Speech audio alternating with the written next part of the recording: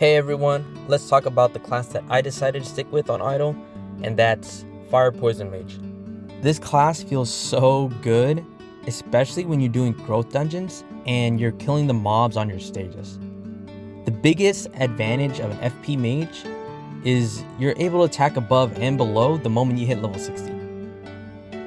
There is minimal movement in this class compared to other classes that only either attack above or below. But with pros, there are cons. And one of the biggest cons to an FP Mage is when it comes to clearing a boss. One of the best feelings is when you start a stage and the mobs come out and you're just melting them. You drop your poison mist and you start dealing so much damage to multiple mobs, and then the boss shows up and all that damage that you had just felt like it got tossed out the window. You then start throwing paper needles at this guy and you're wondering what had happened. Unfortunately, that's the downside to a Fire Poison Mage. But now that we know our pros and cons, we can work around that. When it comes to Maple Idol, there are a multitude of things that can spike our progression. And one of those things are our skills. FP Mages have many spikes when gaining a new ability, but there are also dead spikes. To maximize your growth in the game, you should try and push past the stage when you obtain a new ability. But instead of talking about the progressive spikes, because that's the majority of our skills, there are two dead spikes that I want to talk about, and one of them is at level 60, which is Elemental Adapting.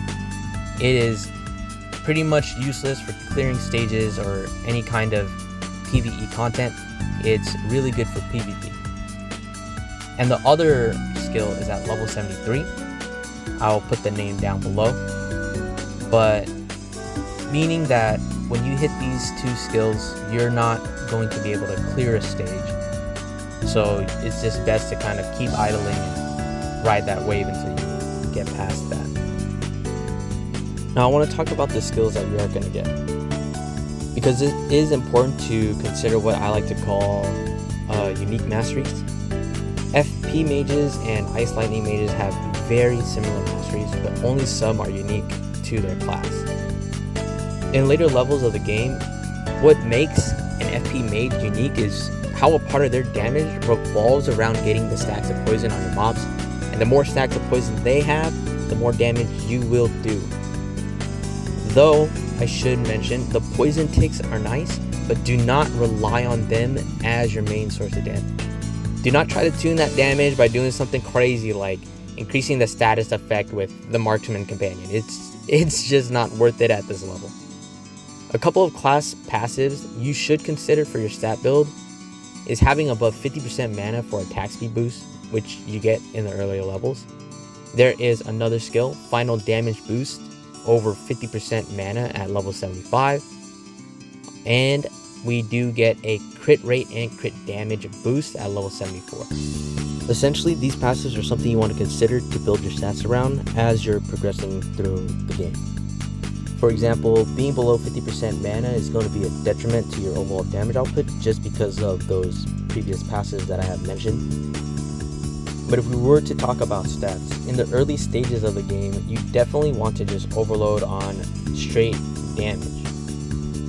The game up until your third job is very straightforward. You just go main stat, damage percent, and you're just trying to push through these stages as quick as possible. But it was up until about level 65 I had to start to consider accuracy. Now, for the foreseen future, damage is still going to be very important, but I believe one of the secrets to an FP mage is going to be about prioritizing a bit of mana regen, just to sustain the passives that I had talked about, the attack speed and the final damage. We want to make sure we just stay above 50% so we're always utilizing those passives. Now, I'm still fairly new to the game, so let me know what are your experience and thoughts on an FP mage so far. Are you having fun with it? Or is it a terrible class? Let me know in the comments below. Also, I manual my stages and I'm always tweaking my stats. So if you want a video on how I play FP Mage, let me know.